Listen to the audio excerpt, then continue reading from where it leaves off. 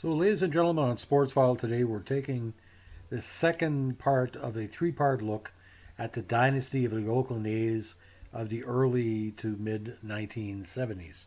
Now, in the previous podcast, we talked about the inaugural World Series championship team, the 72 Oakland A's, and by the time the 73 season came along, they were odds-on favorites to win the title. Now, in the regular season in the AL West, they repeated as champions with a 94 and 68 record. Now, the team led by the irascible Charles O'Finley um, started to cause major problems for the Oakland A's coaching staff and players, especially manager Dick Williams.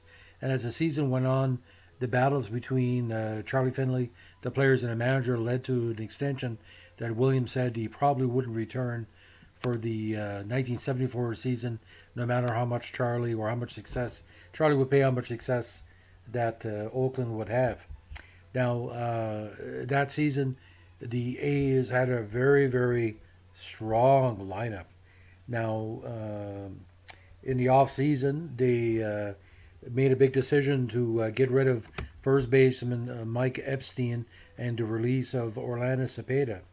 And of all people, they decided to dump actually Dave Duncan and George Hendricks to the Cleveland Indians for Ray Fosse and Jack Hedelam.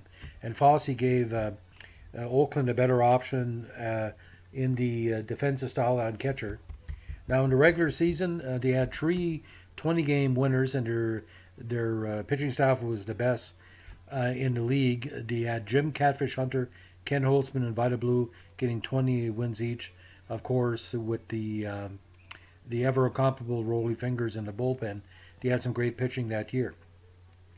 Now, opening day starters for the team, including Sal Bando, Fosse, Billy Conigliaro, Dick Green, Catfish Hunter, Reggie Jackson, Dal Maxwell, Billy North, who was injured for most of the previous season, but became a big part of the A's in '73, Joe Rudy, and Gene Tennis.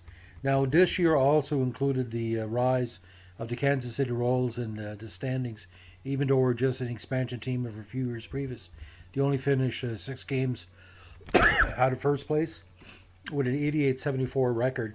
But really what held Oakland in all this is that despite losing 14 games in Minnesota in the regular season, they had pretty well winning records against every other team in the league.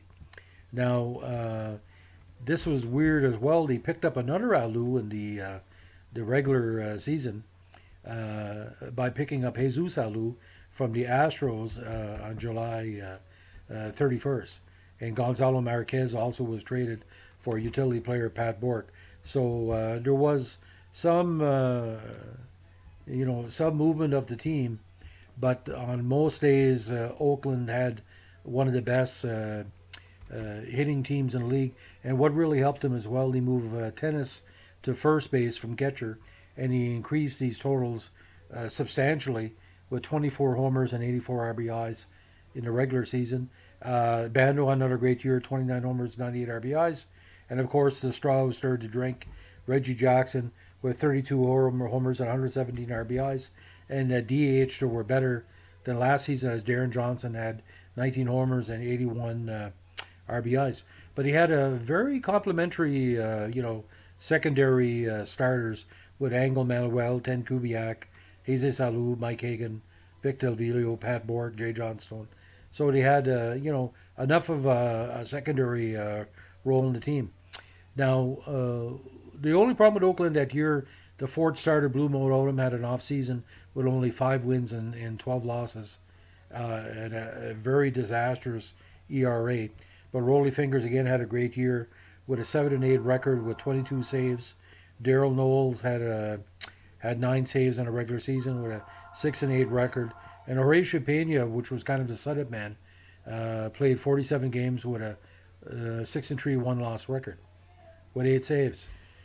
So we're still looking again at the regular season, and they were pretty well set up to have a good playoff run, and that's what would happen in the first round. Now, the Baltimore Orioles, it was the last vestiges of the old dynasty, and the first game was just a complete disaster as Baltimore scored 4 runs in the first inning. Jim Palmer led Baltimore to a 5-hit victory and a 6-0 triumph. Now, by the time Game 2 came along at Memorial Stadium, it looks pretty well a must-win for Oakland to keep the series going. And Catfish Hunter had a great game, and he ended up winning 6-3. Now, when he went back to Oakland Alameda County Coliseum in Game 3, the Athletics won 2-1 when Bert Campaneris, who was one of the greatest clutch homers in Oakland A's history, hit a game-winning dinger in the 11th inning to win 2-1. And this was a pitcher's duel because the teams combined for only seven hits. Now, Game 4 at Oakland Alameda kind of mimicked what happened the year before in Detroit, where Oakland had a chance to knock off Detroit, but let them get back in the game, and this was the reversal. Oakland had built a early 4-0 lead, but when fingers came in to seal the deal, actually they gave up 4 runs in the 7th and a winning run in the 8th to lose 5-4. Now, Game 5 was an automatic with Catfish. Dole Alexander, who wasn't the pitcher he was later on, was counted upon to lead Baltimore to victory, but some early runs in the 3rd and the 4th was enough Oakland needed, and ended up being a 3-0 victory. Now, here's the details would get funny. This 1973 World Series, we knew it was going to include Oakland on the American League side, but no one thought that the New York Mets, of all teams, and a very stacked, mediocre AL East, which included the St. Louis Cardinals, Montreal, and other teams in the mix, Chicago. Now, this was kind of a weird series because it was the first World Series, we call it the Television World Series, where all weekday games started at night. Now, it was the last World Series in which each team produced and sold its own game programs for its own games. This, and starting in '74, MLB took it over. So this was a turning point in the playoffs. Now, the Mets, led by veteran Willie Mays, who was picked up from San Francisco the year before, and former Yankee stalwart Yogi Berra's manager, ended up being probably one of the most interesting series in modern talk. The Mets had won actually the AL East on the last weekend of the season, and this is how close it was, ladies and gentlemen. Mets were 82-79, Cardinals were 81-81, Pittsburgh were 80-82. The Expos, who had the best home record actually in the league, or tied for best home record in the AL East, ended up 79-83. Chicago at 77-84, and Philadelphia at 71-91. So this was it marked actually the worst team, or the worst record of any team ever to play in the World Series. It was Mets had the lowest winning percentage of any postseason team besides the Padres in 2005. It had some holdovers from the 6-9 World Series team, including Bud Harrelson, Jerry Grody, Wayne Garrett, Tom Seaver, Jerry Koosman, and Tug McGraw. But they had some good young players like John Miller and John Matlock, and trade players like Rusty Staub, Felix Millan, Willie Mays, and Don Hahn, who was platooning with Willie Mays too. They alternated in center field, and that played a factor actually later on in the series, but we'll get into this in a second. They did meet the Big Red Machine in the 72 NLCS, but because Cincinnati won 99 games in the regular season, they felt that maybe the Mets were overmatched, and it didn't work out. It went to full five games, and knocking off Pete Rose and the Big Red Machine by the Mets team, it showed the platoon system was working. Now, in the World Series, the opening game was an Oakland winning pitching duel as Ken Holtzman, again that great acquisition from Chicago, held New York at bay with a scattering 7 hits. Actually, Darrell Knowles got the save because Fingers was a little bit tired from the 5-game series. But Game 2, which I watched on television, it started at late in the afternoon. Early in the afternoon in the East, but early afternoon to West, 4:30 our time. I watched the full game, and my mother was totally freaking out because she never saw a game that long. It ended up being the longest World Series game in history at 4 hours and 13 minutes. My mother at the time, she was on my back to go outside a lot in the fall, and she was completely obsessed over the fact that I was transfixed by this back and forth. Now, as the game went on, it was Vida Blue against Jerry Kuzman on the mound, but both players had a terrible game too. The A's jumped on Kuzman for 2 runs early on, but the fly ball adventures, as we're calling it, everybody in the field, including plays Lost in the Sun, Cleon Jones, Don Hahn, different players were losing out in the afternoon sun. And by the time this occurred, Oakland did get back in the game, but it allowed New York to make a comeback with 4 runs in the 6th inning. But Oakland responded with a run in the 7th and 2 runs in the bottom of the 9th to extend it. There was no scoring in the 10th and 11th inning.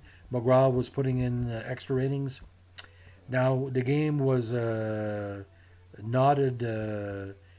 until the top of the 12th when Harrelson led off with a double and went to third when McGraw reached first base in a bunt that Sal Bando overran. So this happened because it was kind of revenge for Harrelson, because early in the game there was a fake tag by Fosse on Harrelson in the plate, and that's an infamous play now in World Series history, where you go back and look at Berra and the rest of the Mets saying how there were holes in that call. Now, to me, Willie Mays praying in the middle of the plate that the play was safe probably goes down as one of the most ironic moments in baseball history, because you don't often see a player praying at the plate, someone the quality of Willie Mays. For me, he missed the tag, but neither here nor there. But when Harrelson led off with that double and McGraw made it, Mays actually drove in the 7th run, which was the Mets go ahead. It was his final hit of his career and his final RBI of his career, of all things. But here's what happened, ladies and gentlemen. After Jones walked to load the bases, John Milner grounded to second baseman Mike Andrews, but the ball went between his legs. When Brody came up, the catcher for New York, he hit another grounder, Andrews, but his throw to first pulled tennis off the ball, off the bag. But according to NBC replays, he was on the bag. Jones scored, and they make it 10-6. Now the A's added a run in the bottom of the inning when Jackson reached third, as Mays lost late another fly ball in the sun, and when Alou singled him home. But now Andrews' errors proved too much for the A's to overcome, and McGraw, who pitched 6 innings, earned the win. George Stone to save. Now, this is where the problems came in, ladies and gentlemen, between Finley and Williams. Finley was furious at Andrews' 12th inning miscues, and he proceeded to punish Andrews and future alienate A's manager Dick Williams by placing the infielder on disabled list by citing a fake injury that would have sidelined Andrews for the rest of the series. But Bowie Kuhn stepped in, reactivated Andrews, and disciplined Finley. Now, by the time Game 3 came along, Oakland had pretty well rebounded from the bad play in Game 2, and he scored a run in the top of the 11th, led by pitcher Paul Lindblad. And, Fingers was back in his game. He got the save. Ironically, Mays had his last at-bat in the 10th when he was unsuccessfully pinch hit for Tug McGraw.